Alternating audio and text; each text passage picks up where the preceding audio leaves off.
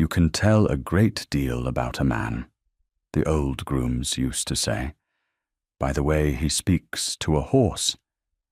You can tell everything about him by the way he speaks to those who can do nothing for him at all." The Duke of Aldermore had heard that saying his whole life, and he had come, at the age of 33, to wonder whether it might be turned the other way around. Whether you might tell everything about a woman, not by how she spoke to a duke, for he had heard 100 women speak to a duke and learned nothing from any of them, but by how she spoke to a man she believed to be no one at all. So he had become no one at all. He stood in the grey of an early summer morning in the stable yard of a house called Withancombe, in a plain coat that had cost him nothing, and a name that belonged to nobody, and he waited to be told what to do. His own grooms, had they seen him, would not have known him. His valet would have wept. The coronet that had stood between him and every honest word ever spoken to him was 3 counties away in a locked room. And here he was, simply Jack, a hired hand come down from the north, looking for work, with good hands and a closed mouth, and no history that anyone need trouble themselves to learn. The yard was small and old and clean. That was the first thing he noticed, that for all the house wore its poverty plainly.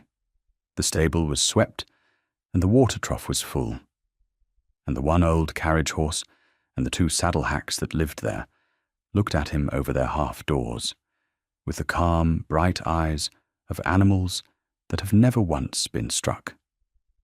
A poor house, a cared-for house.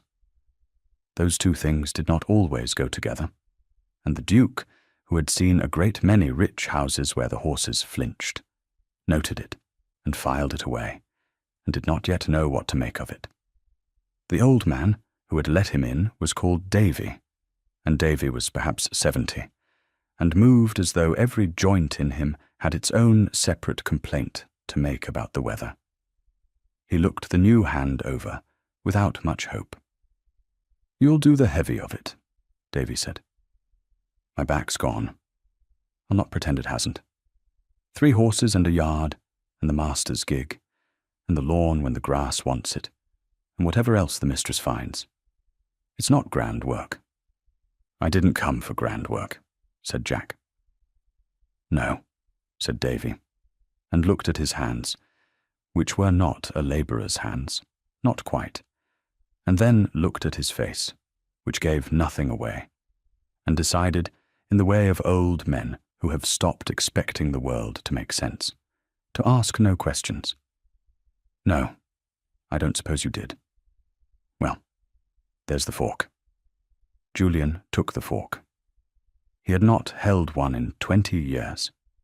He held it now, and mucked out a stall in the grey light, with the steam of the horses rising around him, and the morning coming up green and wet over the orchard beyond the wall, and somewhere in the house a window opened, and a voice, a woman's voice, low and unhurried, said good morning to someone, and the day at Withancombe began. He did not see her until the middle of that first morning.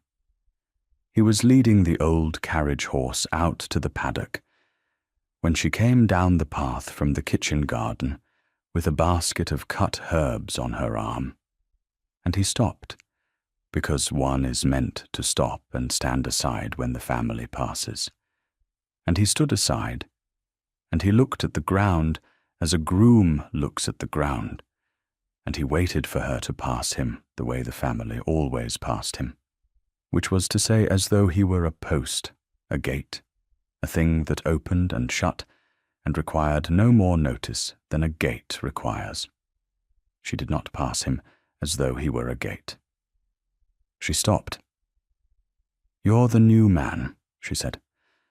"From the north," Davy said. And then, when he lifted his eyes, because there was nothing else to do, she did the thing that he would think about for a long time afterward, in the dark, when he could not sleep. She looked at him. Not at the coat, which was a servant's coat, and not past him, which was where people of her station looked, but at him, at his actual face, the way you look at a person whose name you intend to remember. "I'm glad you've come," she said.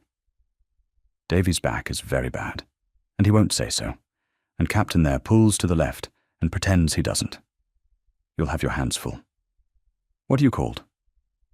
"Jack, miss." "Jack," she said, as though it were worth saying. "I'm Eleanor Carrow. Welcome to Witherncombe, Jack. It isn't much, but the horses are happy, which is more than can be said for some grander places, and that's chiefly Davy's doing, so be kind to him." "I will, miss." She went on up to the house with her herbs. He stood holding the old horse and watched her go, and the old horse, sensing the stillness in the man at the end of his rope, turned his great head and breathed against Julian's shoulder. And Julian, the Duke of Aldermore, who had come to a poor house in a borrowed coat to learn whether a woman could speak to a nobody as though he were a king, stood in the wet grass and understood that the test had already, in some way he did not yet have the words for, begun to go wrong, because he had not expected to be moved. He had expected to be reassured or disappointed, to gather his evidence and to draw his cool conclusion. He had not expected the simple animal warmth of being looked at by a stranger on a grey morning, as though he were a man worth the looking.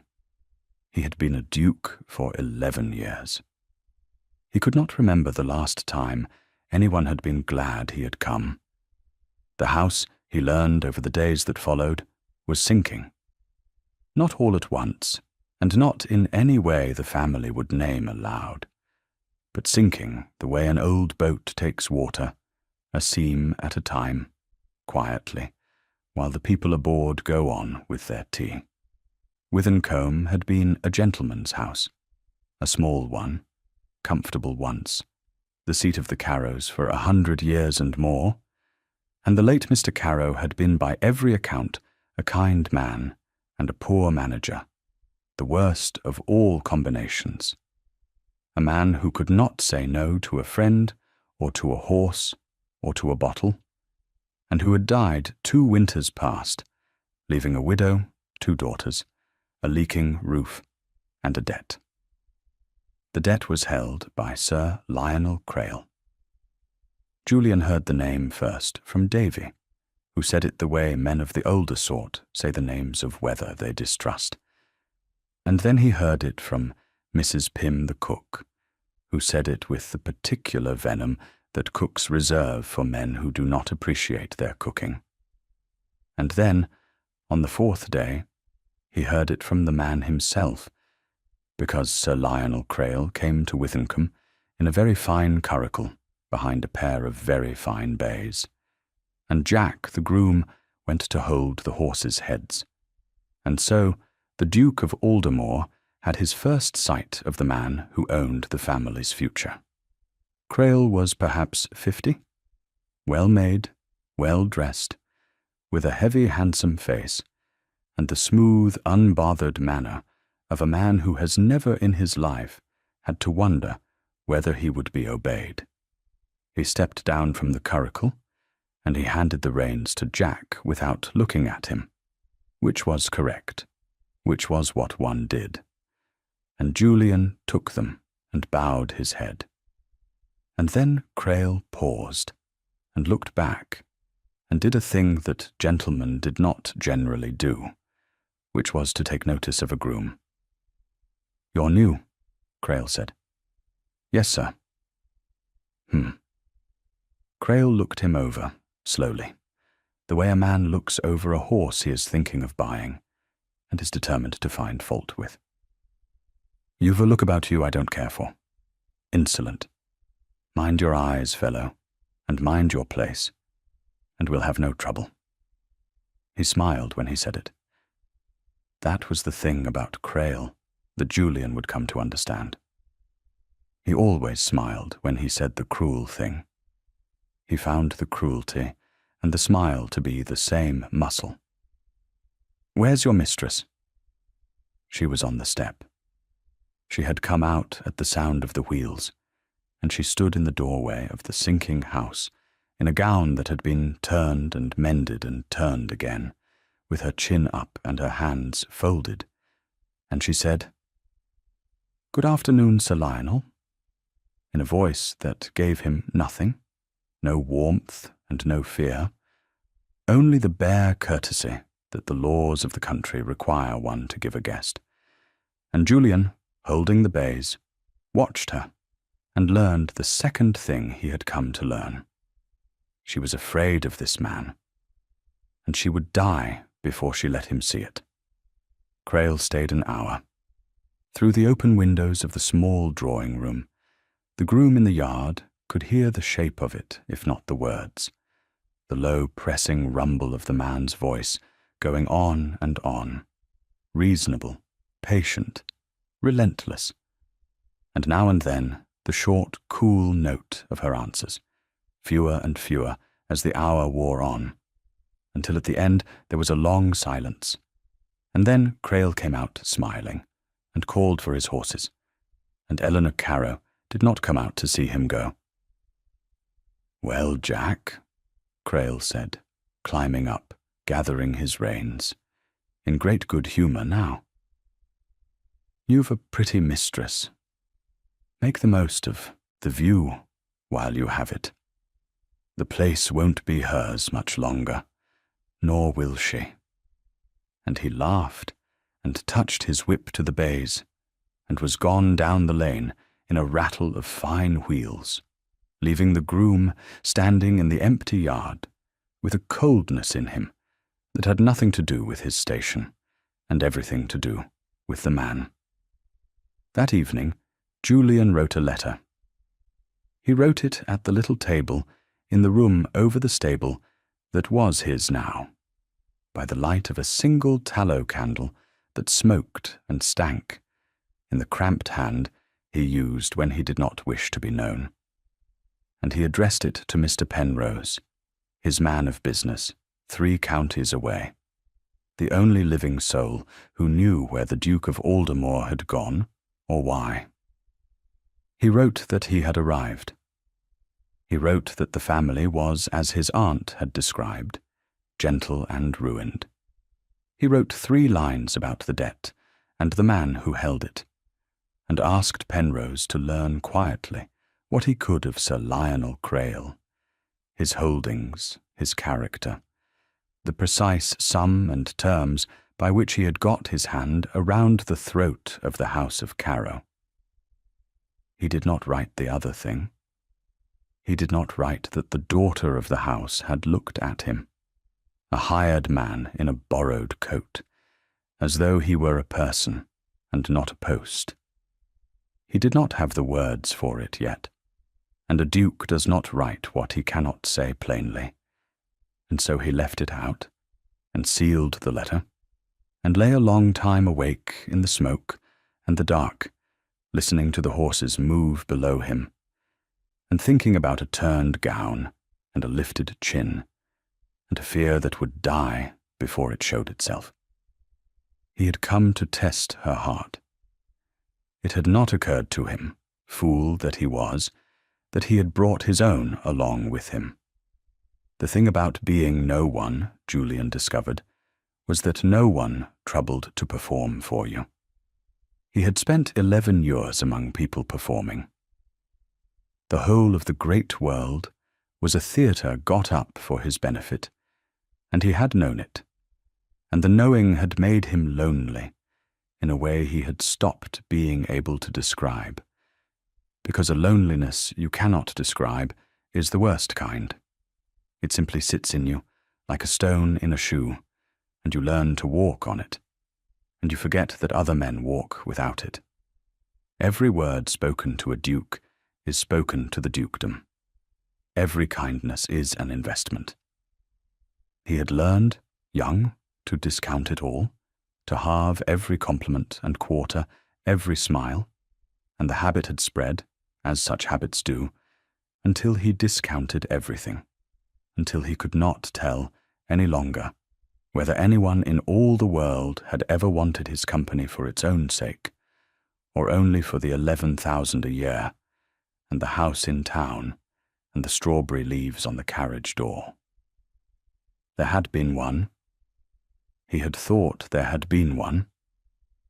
2 seasons past, there had been a young woman, Sybil, clever and lovely and warm, who had seemed, against all his training, to see him, and he had let himself believe it, had been on the very edge of speaking, until the night he passed an open door, and heard her explaining to a friend, in a voice gone suddenly businesslike, the exact figure of his income, and the exact degree of his rank, and the exact reasons these made him worth the trouble of appearing to adore. She had said it without malice. That was what he could not forget. She had not been cruel. She had simply been counting, the way everyone counted, and he had been a sum, the way he was always a sum. And he had gone home that night and looked at himself in the glass a long time, and understood that he would never, as long as he carried his name, know whether he was loved or only reckoned. And so, when his Aunt Augusta had begun her campaign, when she had told him over and over of a girl in the West Country, well-born and badly off, a gentleman's daughter, with nothing but her character to recommend her, the very sort of sensible, unfrightening match a duke in his position ought to make, he had listened, and he had thought, and he had formed his strange resolve. He would not go to her as a duke. He would not give her the chance to count. He would go as nothing, as no one, as a hired man she could gain nothing by, and he would watch, and he would know, at last and for once, what a person was when there was nothing to be had from him. It was not, he could see now, an honourable plan. He had told himself it was prudence. It was closer to cowardice, the cowardice of a man so tired of being lied to that he would rather lie himself than risk one more sweet untruth. But he had not seen that yet. On the 5th day at Withancombe, he still believed himself the wronged party in some great trial of the world, the judge come down in disguise to hold the human heart to account. And he went about the yard with his fork and his currycomb, and he watched, and he gathered his evidence, and every day the evidence broke his case to pieces. Because Eleanor Carrow, who did not know he was anyone, treated him as though he were everyone. She thanked him. That was the small absurd thing he kept catching himself on. When he carried in the coals, she thanked him by name, as though carrying coals were a thing a person did, and not a thing a servant was. When the old horse came up lame, and Julian sat with it half the night in the straw, she came down in the morning in her shawl, with a cup of tea in her own hands, for him, for the groom, and she sat on the upturned bucket beside him, and asked him what he thought was wrong with the animal, asked his opinion, listened to the answer as though it had weight, and when he gave it, when he forgot himself and spoke of hocks and heat, and the look of a hoof, with the fluency of a man who had kept the finest stables in the north, she did not seem to find it strange that a hired hand should know so much. She seemed only glad of it. "You've a gift," she said.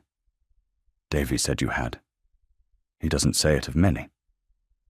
And she drank her tea in the cold stable beside a man she believed to be a servant, and talked to him as an equal, and the Duke of Aldermore sat in the straw with his hands around a cup of common tea, and felt something in his chest that he had thought long dead turn over, slowly, and begin to ache.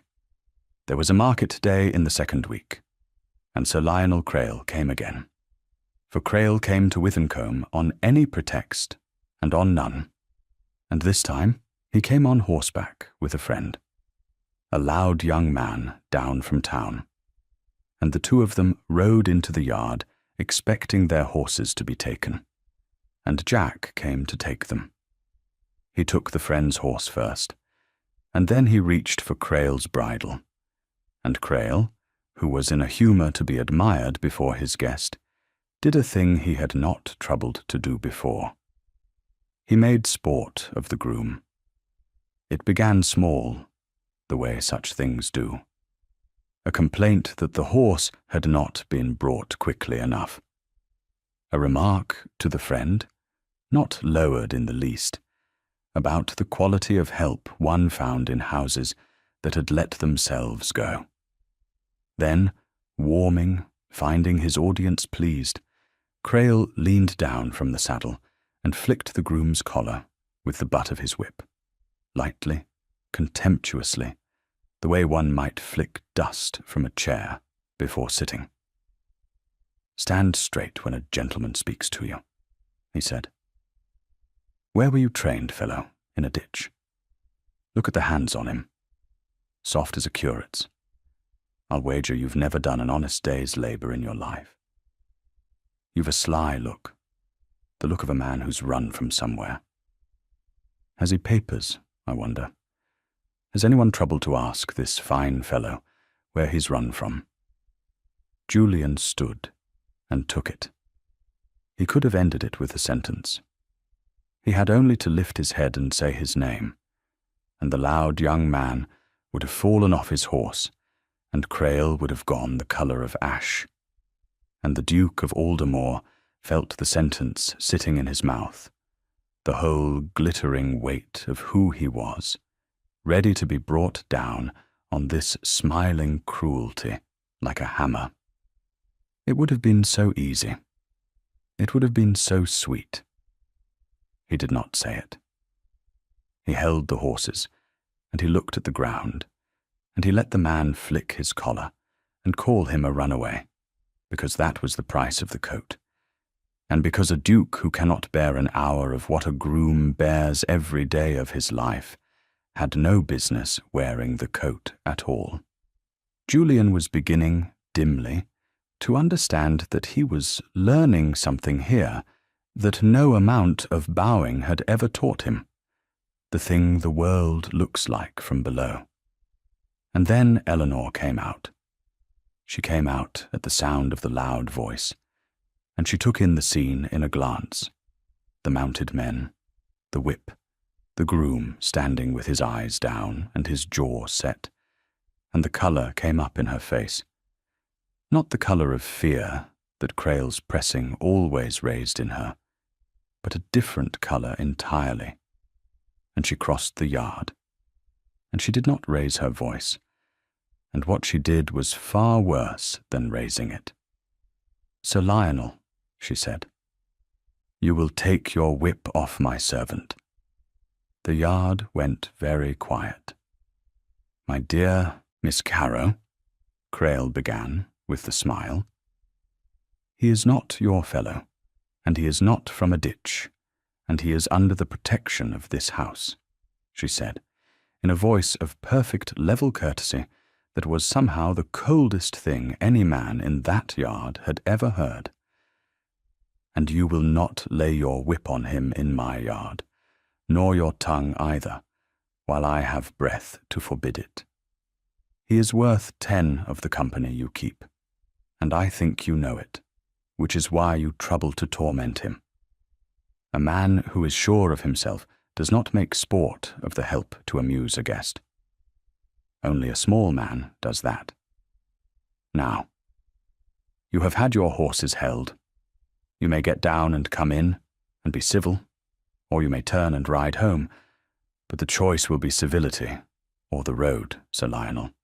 and not anything in between, and not ever again anything in between, in this yard, while it is mine.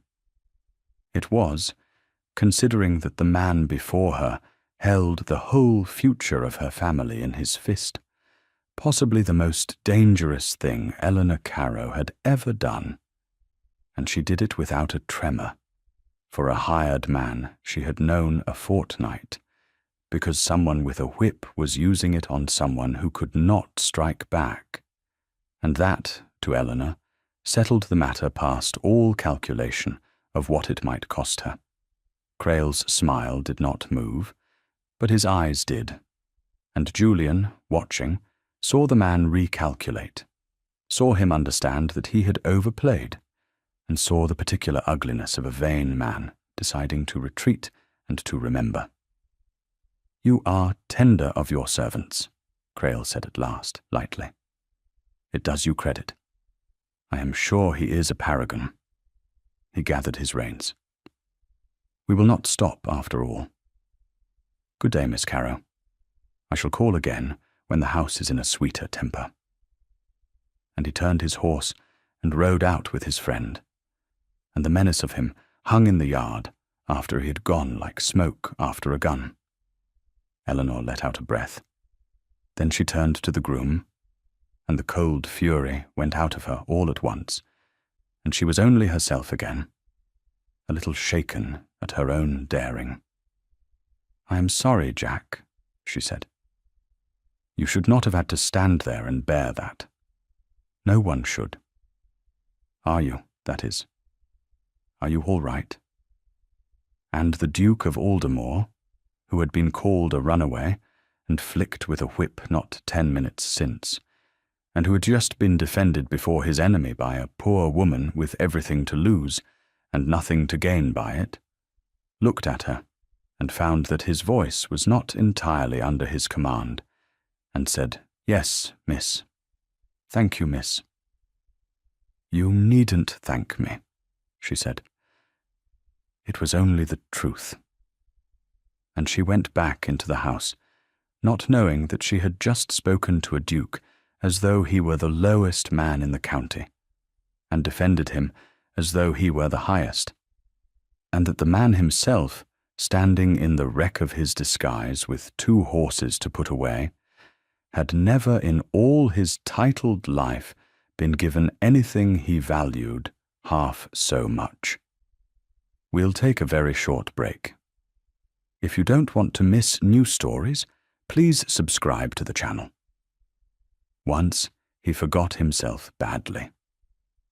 The vicar had come to dinner, and after, the family being too poor to keep a man to do it, Eleanor herself came out to the yard in the dusk to see the vicar's gig brought round, and while they waited, she fell to talking. The way she did, easily, as though talk between a lady and a groom in a darkening yard were the most natural thing in the world. And somehow they came to be speaking of a line of poetry, and Julian, weary, off his guard, the long summer dusk, and her nearness having loosened something in him, answered her with the second half of the line. She went quiet. He heard too late what he had done. A groom did not finish a lady's poetry. A groom did not know the poetry to finish. He waited for the question. "Where did you learn that? Who are you? What are you?" He had his lie ready. A clergyman father, a good charity school, a fall in the world. He had it all built and waiting. She did not ask. She looked at him for a moment in the blue dark, and something passed over her face that he could not read, and then she said gently, "You're a strange sort of groom, Jack." And she said it not as an accusation, but almost as a kind of tenderness, the way you might speak to a person you had decided, for reasons of your own, to let keep his secrets. And then the vicar came out, and the moment closed, and she handed the old clergyman up into his gig, and bid him good night, and as she turned to go in, she touched the New groom's sleeve, briefly, lightly, the way one touches the arm of a friend, and said, "Good night, Jack. Thank you for the horses," and went into the house, and left him standing in the dark, with his sleeve burning where her hand had been. That night he did not write to Penrose. He sat at the smoking candle, and he did not write anything at all. He sat, and he thought about the fact that he had come here to find out whether she was true, and that he had got his answer. That she was true straight through, true to the marrow, true in the dark when no one was watching, and there was nothing in all the world to be gained by it, and that he ought, therefore, the test being passed, to put off the coat and the false name, and stand before her as himself, and ask her honestly to be his wife. And he understood, sitting there, that he was afraid to. He was afraid because the moment he became the Duke of Aldermore again, she would begin to count. She would have to. He would put 11,000 a year and a coronet into the scale, and he would never again know whether the warmth in her face was for him or for the strawberry leaves. And the one clean, true thing he had found in 11 years, the thing he had crossed 3 counties in a beggar's coat to find, would be poisoned in the instant of his speaking, and he would have killed it himself, with his own name, the way his name killed everything. So he did not speak. Not yet. He told himself it was caution. He stayed Jack a little longer. He told himself there was no harm in it. He was wrong about that. There was a great deal of harm in it, but he could not see it, because he was looking at the wrong heart. He had come all this way to test hers, and he never once thought to test his own, to ask whether a man has the right to take the truth of a person without giving the truth of himself in exchange, whether love studied from behind a mask is love at all, or only theft with better manners. He would learn it. He would learn it the hard way, which is the only way that teaches. But not yet. For now there was the summer, and the green yard, and the woman who called him by his servant's name, as though it were an honourable one, and he let himself, fool and coward and duke that he was, be happy in it a little longer. He could not stay hidden from all the world, and there was one part of the world that knew exactly where he was. His Aunt Augusta had not approved of the scheme. She had said so at length in the library at Aldermore before he left, in the carrying voice of a woman who had buried a Welsh earl and 3 lesser relations, and feared nothing that walked. It was she who had found him the girl, she who had spent a year telling him of the Carrows, good blood and bad luck, a daughter raised right and ruined by circumstance, exactly the steadying sort of wife a great moping creature like himself required. And it was she who, when he announced he meant to go and inspect the girl in the disguise of a groom, had looked at him a long moment and said that he was a greater fool than his father, and that his father had once tried to ford a river in flood to save a hat. She had a house some 12 miles off, where she repaired each summer to take the waters and to terrorize the local society. And once a fortnight, by arrangement, the Duke of Aldermore rode out from Withyncombe of an evening as plain Jack on a borrowed hack, and turned, once out of sight of the house, into a quiet lane, and met his aunt's own carriage, and climbed into it, and was a duke again for an hour in the failing light, while his aunt told him what she thought of him. "You look dreadful," she said, the second week. "You look like a man with a conscience. I did not know you had one. What has happened?" "Nothing has happened. Something has happened to your face. You have the look your uncle wore when he had lost money he could not own to losing. Out with it. Is the girl a disappointment? Have I sent you to court a shrew? I shall be very much surprised. I had her from 3 good sources. She is not a disappointment, said Julian, looking out of the window. His aunt watched him with her bright old eyes, which missed very little, and had missed very little for 70 years. Ah, she said, after a moment, in quite a different voice. I see. Not a disappointment at all. Worse than that.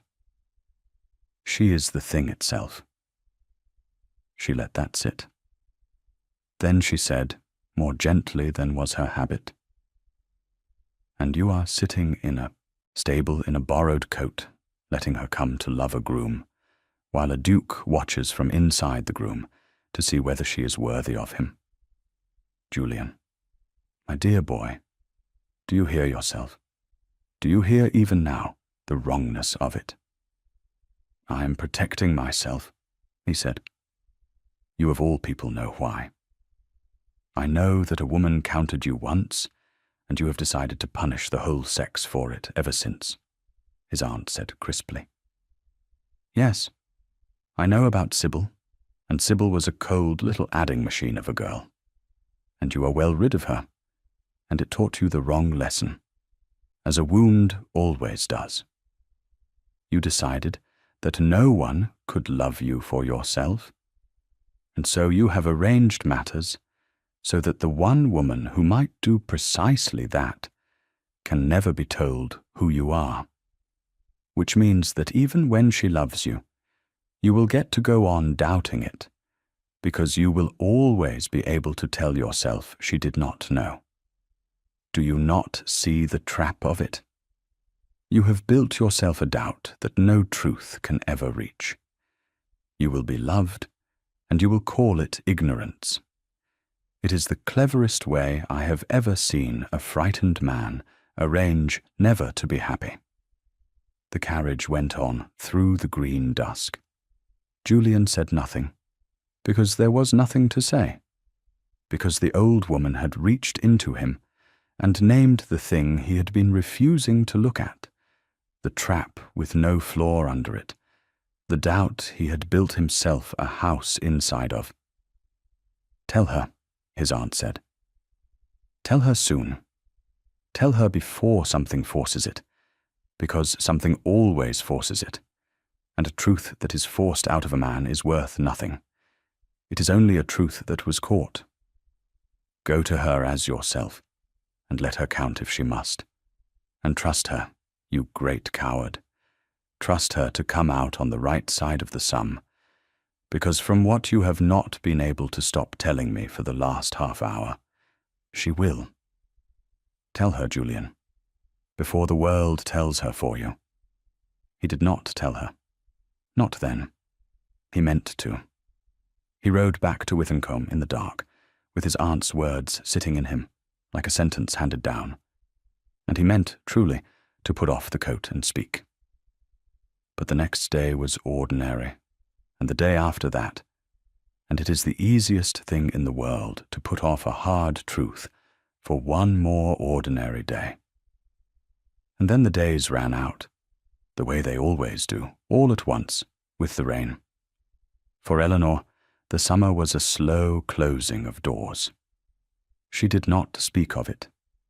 She had learned, in the 2 years since her father died, that to speak of a fear is to feed it, and that a woman who keeps a sinking house must above all things keep her face, because the moment her mother saw despair in her, her mother would break, and Lucy would see her mother break, and the whole fragile structure of pretending they were not drowning would go down at once. So she kept her face. She did the accounts at night when they were asleep, and she did not let the figures show on her in the morning. She turned her gowns, and she mended the linen, and she made the 1 bottle of wine last 3 dinners, and she smiled, and only the horses perhaps, and lately the strange, quiet groom who tended them ever saw her when the smile came off. She thought about Crail, the way you think about a coming winter. He had been patient at first, 2 years ago, almost kind, the rich neighbor gently carrying the debt of the poor widow next door. And she had been grateful. And her mother had been more than grateful. Her mother had been relieved nearly to tears, and it was only slowly, over the long months, that Eleanor had come to understand that Sir Lionel Crail did nothing without a reckoning, and that the reckoning, in this case, was herself. He had never said it outright. He did not need to. He let the debt sit and grow, and he came to dinner, and he looked at her across the table with his heavy, handsome, smiling face, and he spoke of how a house wanted a man's hand, how a family wanted protection, how unfortunate it was, how very unfortunate that her dear father had left things in such a state, and how very easily, it might all be set right between neighbors, between friends. Between, he said, and let the word hang, family. She knew what he was. She had no illusions left about what he was. A cold man, a vain man, a man who collected, and who had decided, for reasons that had nothing to do with love, and everything to do with the particular pleasure some men take in acquiring a thing that does not wish to be acquired, that he would have Eleanor Carrow and the house and the satisfaction of both. And she knew, which was the worst of it, that she would very likely have to let him, because there was Lucy. Lucy was 16 and bright as a field of barley in the wind. Lucy who deserved a season and a future and a chance. Lucy who would have nothing, less than nothing, if Withancombe was sold over their heads for the debt. And they were turned out to the 4 genteel winds, with their mended gowns, and their good name, and not a penny to bless themselves with. And there was her mother, who could not survive it, who had buried a husband, and could not also bury a home. Eleanor was 23, and she was the eldest, and the house was hers to save or to lose. And Crail was holding out the one rope, and the rope was himself, and a woman who will not take the only rope offered, because she does not care for the hand that holds it, is a woman indulging a luxury her family cannot afford. She had nearly decided. By midsummer, she had nearly decided. She would take the rope. She would marry the man she did not love to save the sister she did, and she would keep her face while she did it, and no one would ever know what it cost. And that, she told herself, was simply what it was to be the eldest, to be the one the roof rested on. People in stories were always being asked to choose between love and duty. It was a great deal simpler than that in life. There was no love in the scale at all. There was only duty, and the dread of the man, and the rope. Lucy made it harder by not knowing. That was the thing about keeping a face. The people you kept it for went on living lightly, which was the whole point, and the lightness, which you had bought with your own held breath, was a knife in you every time you saw it. Lucy, at 16, knew that money was tight, the way the young know such things, as a weather one waits out. And she did not know, because Eleanor had made very sure she did not know, that her sister was within a month of selling herself to keep the rain off her head. So Lucy laughed and practiced her dancing in the empty parlour to no music, and coaxed the cook into teaching her to ice a cake they could not often afford the sugar to ice, and fell in and out of love with the curate and the doctor's son, and a poet she had read but never met. And she was in the middle of that sinking house a small, bright, burning argument for why the house must not be allowed to sink. And Lucy liked Jack. She liked him in the open, untroubled way of a girl who has not yet learned that there are people one is not supposed to like, and she would perch on the paddock rail while he worked and chatter at him by the hour, about everything, about nothing. And he answered her gravely, and exactly as he answered everyone, as though her opinions on the curate were a matter of genuine weight, and Eleanor, watching from the kitchen window, would feel her heart do something complicated and painful in her chest. Because here was the proof of him again. The poor man with nothing, taking the time and the trouble to be gentle with a silly, happy girl who could do nothing for him, when he might have ignored her as every other man of every other station did. You can tell everything about a man, her father used to say. She was tired of how often, lately, the saying pointed her at the one man she was forbidden to want. "He is the nicest man who has ever come to this house," Lucy announced one evening, with 16's magnificent certainty. "I have decided. Nicer than the curate? The curate is nice at you. You can feel him being nice, like a man wearing his good coat. Jack is just nice, the way water is wet. He does not even notice he is doing it." She considered. "It is a pity he is a groom." "Lucy?" "Well, it is. I do not mean it unkindly.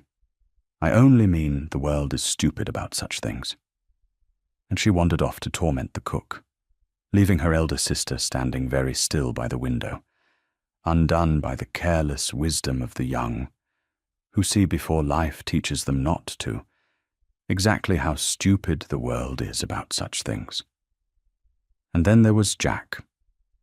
She did not know what to make of Jack. She had not meant to notice him. One did not notice the groom. But he was, from the first, impossible not to notice, not because he pushed himself forward. He never did. He was the quietest man she had ever known. But because of a quality she could not name and kept circling and could not leave alone, he carried himself wrong for a servant. He was too still. He listened too well. He had hands that knew work, but had not been broken by it, and a way of going quiet and watchful when Crail was near that was not a servant's fear, but something colder and more level, the watchfulness of a man taking a measure. And he knew things. He finished her line of poetry in the dusk, and she had lain awake that night, turning it over.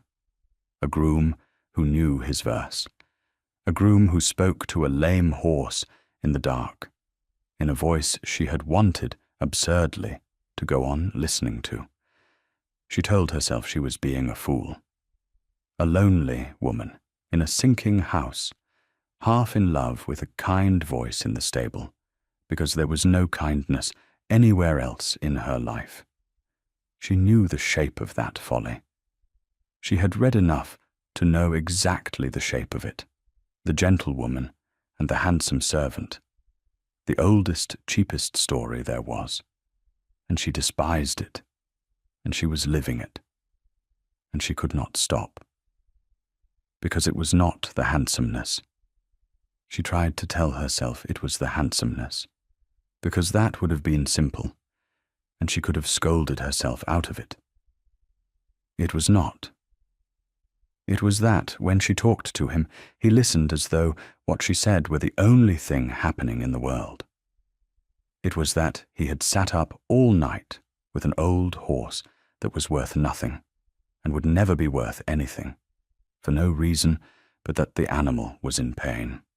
It was that he treated Davy, half lame and half useless and proud, with a gentleness so careful that the old man had bloomed under it like a plant brought in from frost. You can tell everything about a man. her father used to say, by how he treats those who can do nothing for him. And here was a hired man, with nothing and no one, who treated the nothing people, the old groom and the lame horse and the worried lady, as though they were the only people that mattered. And Eleanor Caro, who was about to sell herself to a rich man she hated, found that she could not be in the yard with this poor man who had nothing without feeling, for the first time in 2 years, like a person and not a roof. One evening she came on him unaware. It was late, the house abed, and she could not sleep for the figures going round in her head, and she had come down and out to the paddock rail for the air, and he was there before her, in the dark, not knowing she was near.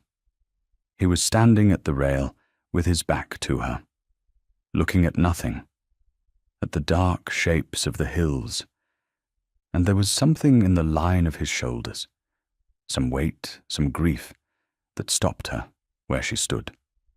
She had thought of him always as a man at peace, a still, quiet man.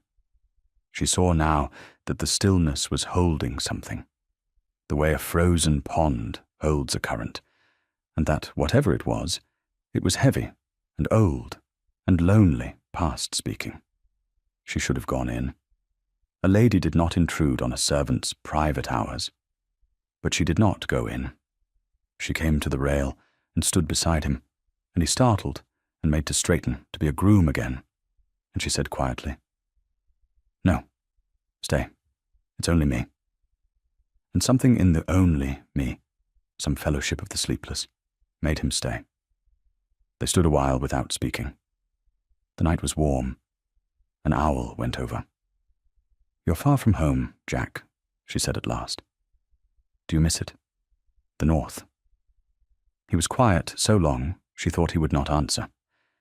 Then he said, in a low voice she had not heard him use before, "I miss being known. I don't think I miss the place. I think I miss being a person someone knew." And then, as though he had said too much, as though the dark had drawn it out of him against his will, he went silent again.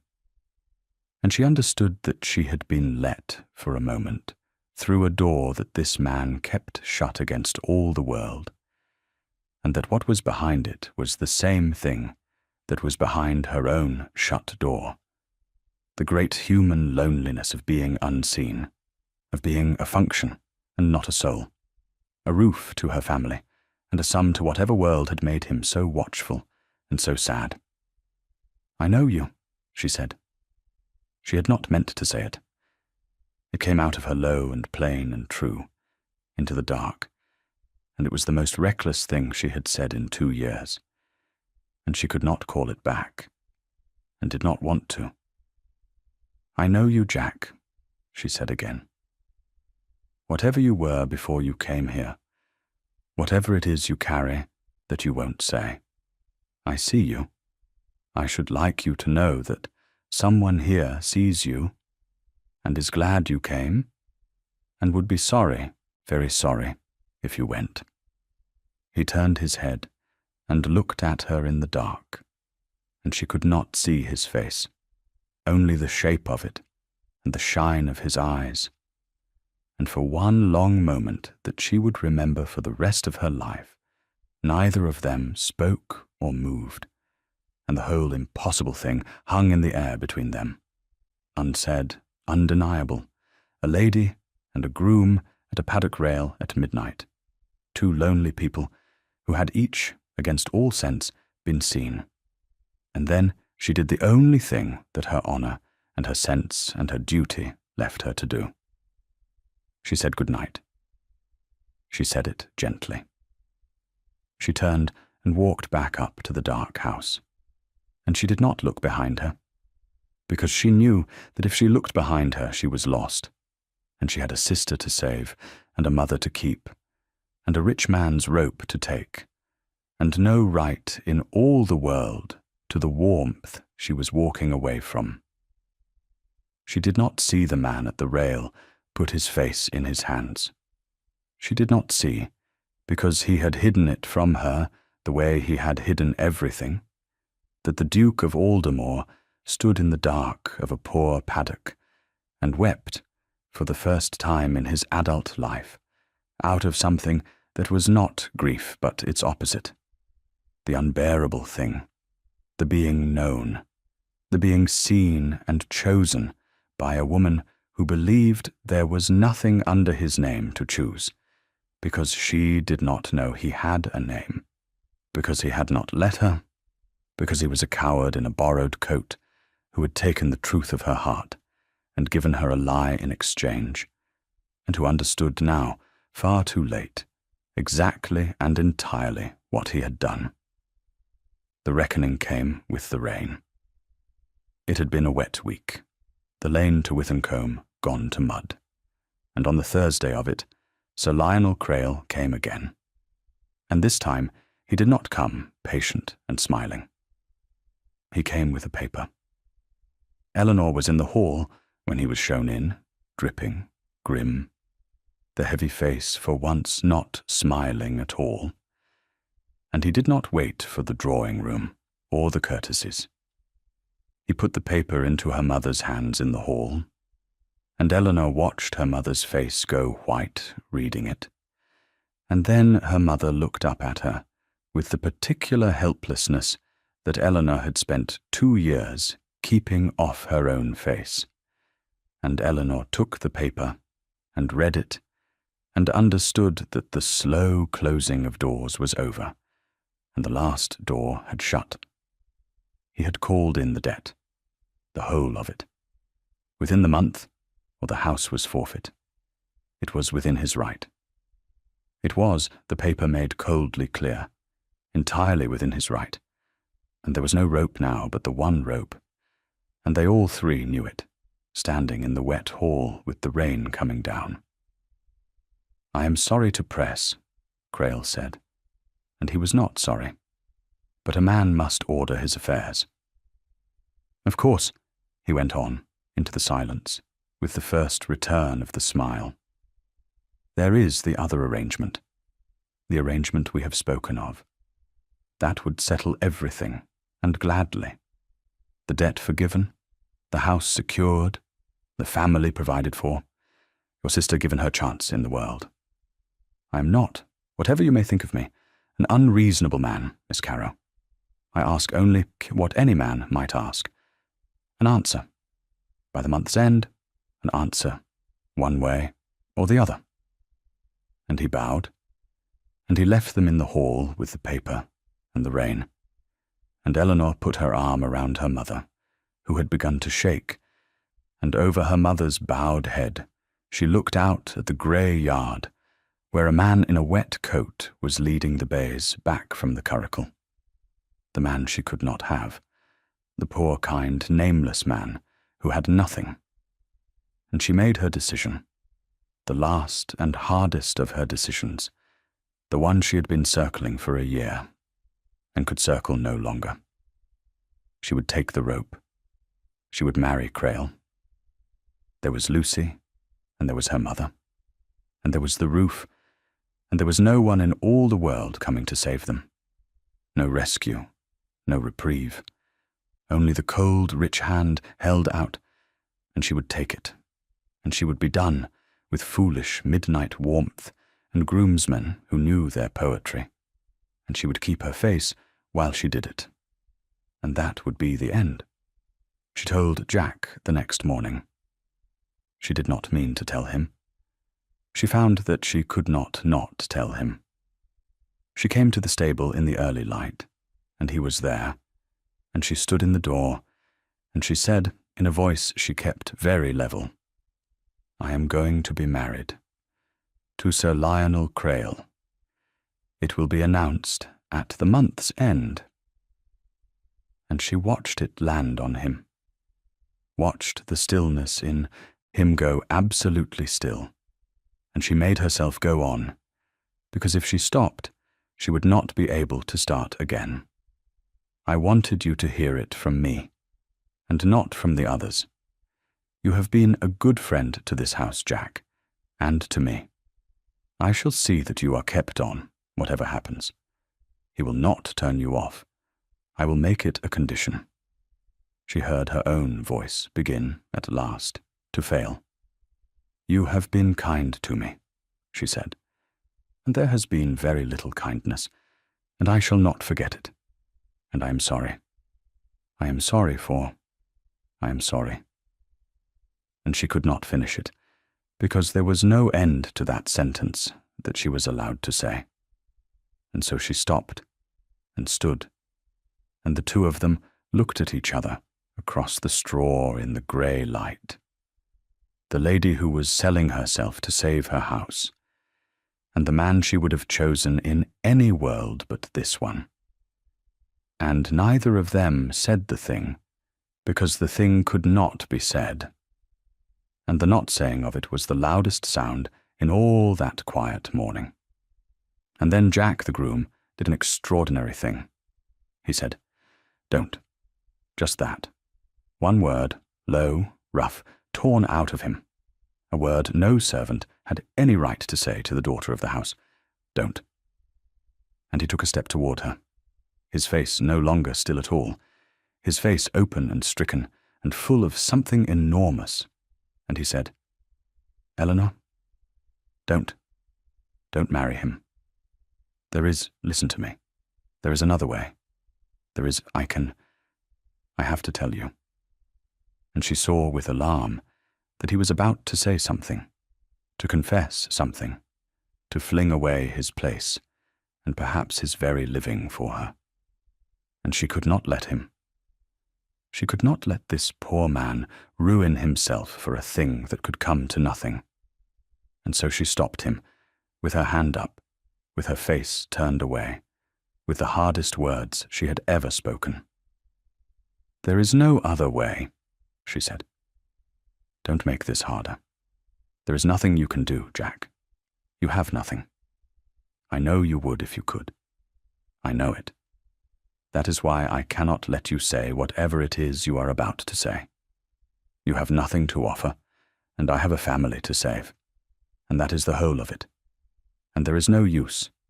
There is no use in either of us pretending the world is other than it is. You have nothing?" She said it to be kind. She said it to release him, to make it impossible, to spare them both the agony of a hope that had no flaw under it. She said it as the plainest fact she knew, the fact that had governed her whole life, that had governed his, as she believed, the iron fact of having nothing in a world that asked everything. She did not know that she had just said the one sentence in the English language that the Duke of Aldermore could not survive hearing from her, because it was not true. And he had made it not true. He had stood before her with 11,000 a year, and a coronet, and the power to lift her family out of the mud with a stroke of his pen, and the freedom to marry where he chose. And he had let her believe he had nothing. He had let her grieve for an impossible love that was not impossible at all, that had never been impossible, that was impossible only because of his lie. And now she was going to sell herself to a man she hated, was going to spend her one life under Crail's cold hand, to save a family that he, Julian, could have saved with the truth at any moment in the last 6 weeks, and had not, because he had been protecting himself, because he had been afraid to be counted, because he had wanted to be loved as a nobody, and had not once considered the cost of his game to the somebody he was playing it with. He stood in the straw, and he looked at her, and the whole architecture of his clever cowardice came down around him at last.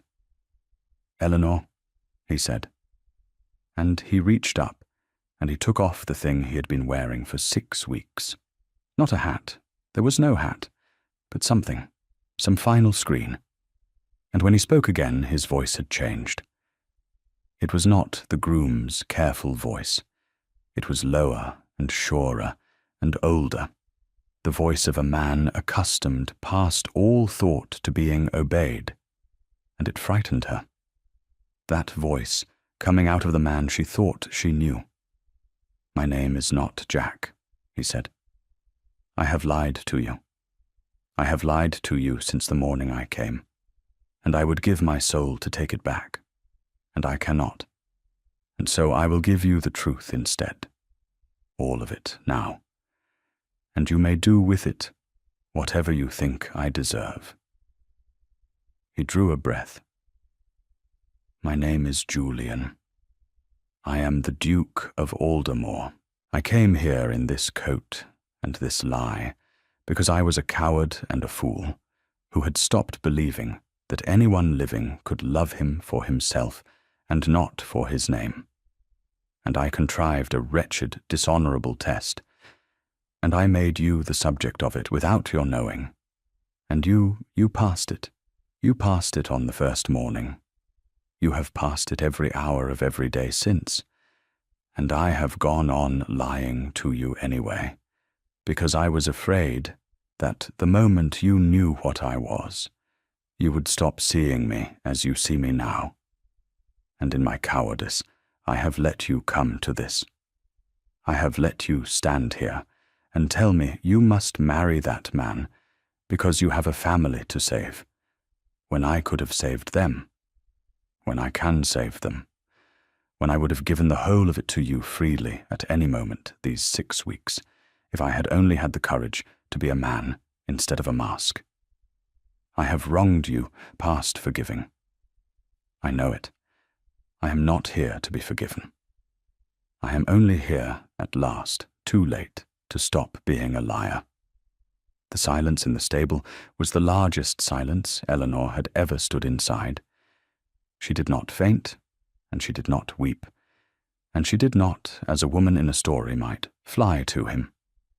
She stood very still, and her face, which she had kept for 2 years, which she had kept through her father's death, and Crail's pressing, and every long night of figures, did something it had not done in all that time. It came apart, not into grief, into something worse, something he had not foreseen and would never forget. It came apart into shame. "You watched me," she said. He said nothing. "You watched me." Her voice was barely above a whisper, and it was terrible. All of it. You stood in the dark, and you let me tell you. You let me say that someone saw you, that someone was glad. You let me. Oh. She put her hand to her mouth. "I told you I knew you. I stood at that rail, and I gave you the truest thing in me, the only true thing I had left. And the whole time you knew. You knew exactly what I was doing. You knew I believed you a poor man with nothing, and you let me grieve over it. You let me break my own heart at midnight over a man who had a coronet in his pocket the whole time, and was watching me do it to learn whether I was good enough for him." She took a step back from him. "You did not come here to court me. You came here to inspect me. You came to find out whether I would pass like a horse at a fair. And you stood there in your borrowed coat, and you weighed me, and you let me fall in love with a man who does not exist, so that you could be sure, so that you could be safe, so that your precious name would never have to risk being loved for itself. Your name." Her voice cracked at last. "You were so afraid of being treated as a duke that you let me treat you as something far better and far rarer, and you took it from me under false colors, and you call it a test. I call it theft. I spoke to you as though you were a king, Your Grace, and you let me, knowing all the while that you were one, and that is the cruelest thing that anyone has ever done to me, and I have had a cruel 2 years. Eleanor?" "Miss Carrow," she said. It stopped him as a wall stops a man. You will call me Miss Carrow, she said, and her face was setting again, hardening, the 2 years coming back into it like frost reforming on a thawed pane. And you will hear me, Your Grace, as you have heard everything else in this house from behind your lie. I'm glad to know your family's debt is nothing to you. I am glad of it for my mother's sake and my sister's. And if your conscience moves you to do them a kindness, they will take it, because the poor must take what is offered and be grateful, as you have had 6 weeks to learn. But you will not buy me with it. Do you understand?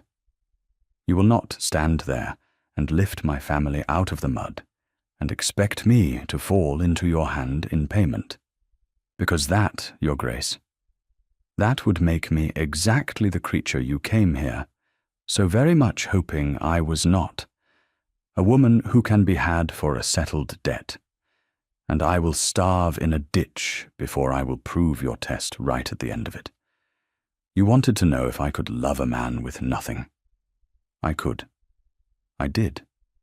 But I find I cannot love a man who would let me, to be sure of me. Good day. And she walked out of the stable into the rain, with her chin up, and her 2 years of kept face wrapped around her like the only garment she had left. And the Duke of Aldermore stood in the straw of a poor man's stable in a poor man's coat, and understood that he had got, at last, exactly what he had come for, the unvarnished truth of a true heart, and that the truth of a true heart, when you have wronged it, is the heaviest thing a man can be made to carry. He did not go after her. He had that much sense left. There are apologies that must not be rushed, because the rushing of them is only one more way of serving the self, and he had served the self quite enough. He went instead, and did the one thing he could do that asked nothing back. He went to Crail. What passed between the Duke of Aldermore and Sir Lionel Crail was witnessed by no one, and Julian never spoke of it, but its results were plain enough within the week. The Duke did not threaten, or not in any way a magistrate could have named. He simply sat in Crail's fine cold drawing-room as himself, in his own coat now, with his own name on the card that had so astonished the baronet's footman, and he bought the Carrow debt. The whole of it. He bought it for rather more than it was worth, because a man like Crail does not give up a possession cheaply, and Julian paid what was asked and did not haggle, because the money was nothing to him, and had never been anything to him. And that, he understood now, was rather the whole of his sin. And when the paper was his, the paper that held the house of Carrow in its fist, the Duke did not keep it. He had it copied fair, and he sent the original to Mrs. Carrow with a letter, and the letter said, in the plainest words he could find, that the debt of Withencombe was discharged in full, that the family owed nothing to any man, that the house was theirs free and clear forever, that this was a matter of simple justice and the righting of a wrong done by a neighbour who had used a debt as a chain, and that it carried no condition of any kind, none, that no Carrow was beholden to him by so much as a farthing or a thank you, and that they need never see him again unless they wished it. He freed them. He freed them with no string upon it, no claim, no expectation. Nothing held back to be redeemed in a daughter. He made certain, with the cold thoroughness of a man who has finally understood his crime, that when Eleanor Carrow next made a choice, any choice, about her life or her heart, she would make it as a free woman who needed nothing from anyone, who could not be bought, who owed him precisely nothing, so that whatever she chose would be hers, entirely, untainted, the way a choice ought to be, the way he had never in his counted life been able to believe a choice could be. And then he packed his borrowed coat into a bundle, and he gave old Davy every coin in his purse and a letter of character that would have astonished the old man had he ever shown it to anyone. And he had his own horses brought, and he prepared to go, because he had done the one honest thing, and had no right to ask for more. And a man who has freed a woman does not then stand about waiting to be thanked, for that is only the old theft in a new and prettier coat. He was in the yard, mounted, turning his horse to the lane, when she came out of the house. She came out bareheaded into the clearing weather, the rain done, the light coming through, and she stood on the step where he had first seen her, and she said, "Your Grace." He stopped his horse. "You are leaving," she said. "Yes." Without a word. "I have said all my words," he said.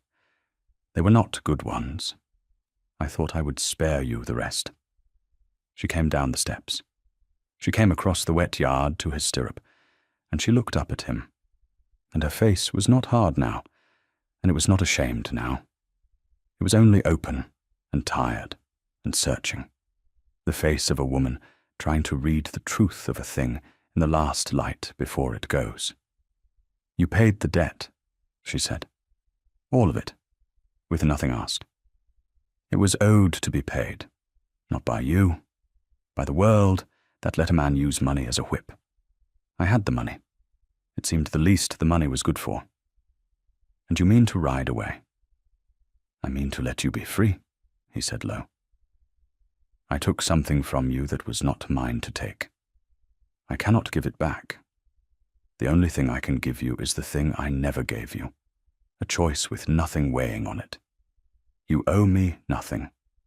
You are beholden to no one. Marry or do not, love or do not, but do it as a free woman, Eleanor, because you are one now. You are entirely one. I have seen to that, and that is the whole of what I have to offer, and it is the only thing I have ever offered you that was not a lie." He gathered his reins. "Goodbye. I am more sorry than I have any right to say." "You have not asked me anything," she said. He went still. "You have made me free," she said, "and freed my family, and humbled yourself, and confessed. And you are about to ride away, having very carefully not asked me the question, because you have decided, all on your own, in that high-handed way you have, that you have no right to ask it. But the asking is mine to permit or forbid, Your Grace, not yours to spare me. You took a great many choices from me these 6 weeks. I will thank you to leave me this one." The Duke of Aldermore looked down at Eleanor Carrow in the wet, bright yard, and something came up in his ruined face that had not been there in 11 years, a thing close to fear and closer to hope, and he got down off his horse. He got down, and he stood before her in the mud, not above her now, level with her, a man and a woman in a yard, and he said, with the whole of his battered heart, "Then I will ask it, and you may do with it what you like. Eleanor Carrow, knowing what I am, and what I did, and the coward I was, and the lie I told, and the wrong I cannot undo, could you, in time, with no debt between us, and nothing owed and nothing held, could you ever look at the Duke of Aldermore and see in him the man you said you knew? Because that man was real. I swear to you, he was the realest thing about me. The lie was the coat. The man at the rail was true. And he loves you, past all sense and all forgiveness, and he is asking freely, of a free woman, whether there is any world in which you might love him back. The owl was long gone. The yard was full of light. Somewhere in the house, a window opened, and Lucy's voice called something, careless and bright, and was hushed. Eleanor looked at him a long time. And then she did the thing she had done on the first morning, the thing that had undone him in the beginning, and undid him now at the end. She looked at him. Not at the coat, which was a duke's coat now, and not past him, but at him, at his actual face, the way you look at a person whose name you intend to keep. "You are a strange sort of duke, Julian," she said. And it was an answer, and he knew it. The wedding was at the small church in the valley, when the orchards were heavy and the hay was in. And it was not a grand wedding, because the bride would not have a grand one. The bride having developed, her new husband said, an unaccountable suspicion of grandeur, and the Duke of Aldermore, who could have filled a cathedral, stood up in a country church no bigger than a barn, and married Eleanor Carow of Withancombe, before her weeping mother and her radiant sister, and one ancient groom in his Sunday black, who cried harder than anyone, and would never, to his dying day, quite understand how the quiet northern lad who mucked his stalls had turned into a duke, except that he had always said, hadn't he, that the boy had a look about him. They did not sell Withancombe. Eleanor would not have it sold. It was repaired instead, the roof and the seams and the leaking parts of it, and her mother lived in it, comfortable at last, and Lucy had her season after all, and broke a satisfactory number of hearts, and married, in time, a man she chose for herself, and no other reason, which her sister had made very sure was possible. Sir Lionel Crail left the county before the year was out. He was not ruined. Julian had not ruined him, having discovered in himself, somewhere in those 6 weeks, a distaste for using power as a whip even against a man who deserved it. Crail simply found the neighbourhood grown cold, and his pleasures gone flat, and the one possession he had truly wanted lost to him forever, and he went elsewhere to be rich among strangers. Eleanor saw him only once more, years on, by chance, at a watering place, an older man alone at the edge of a crowded room, and she found that she could not hate him any longer, that he looked only lonely and small, and like a man who had spent his whole life buying things, in the hope that one of them would love him, and had never understood why none of them did. She inclined her head to him across the room. He bowed stiffly and looked away, and she let him be. There had been enough cruelty. She had no wish to add to the sum of it, even his. At Aldermore, the great house in the north, there was a stable that the Duke kept himself, or kept a particular eye on, and a fine old lamed carriage horse named Captain, who had been brought up from the West Country at unreasonable expense to live out his days in clover. And the grooms there learned that the surest way into the Duke's good graces was to be kind to that useless old horse, and the surest way out of them was to be unkind to anyone, of any station, who could do nothing for you. The new boys thought it an odd house at first, where the Duke himself would stop and take the fork from your hands of a morning, and show you, not unkindly, the right way to do a thing he seemed unaccountably to know how to do. They got used to it. Great houses have their ways. And sometimes, on a fine evening, the Duchess of Aldermore would come down to that stable in her plain shawl, with 2 cups of common tea in her own hands, and she would sit on an upturned bucket beside her husband in the straw, and they would talk the way they had talked the very first time, as equals, as two people, each of whom had once been seen by the other, when there was nothing in all the world to be gained by the seeing. And sometimes, only sometimes, in the private dark, she called him by the name he had worn when she fell in love with him. The poor man's name, the nothing name, Jack, and he answered to it more gladly than he ever answered to all his others, because it was the name of the man she had chosen when she believed there was nothing to choose. And a man may spend his whole life among the bowing of the world, and never once be given a gift so great as that. You can tell everything about a person, the old grooms used to say, by how they speak to those who can do nothing for them. A poor woman in a sinking house had spoken to a nobody as though he were a king, when there was nothing under heaven to be had by it, because that was simply the shape of her heart, and she knew no other way to be.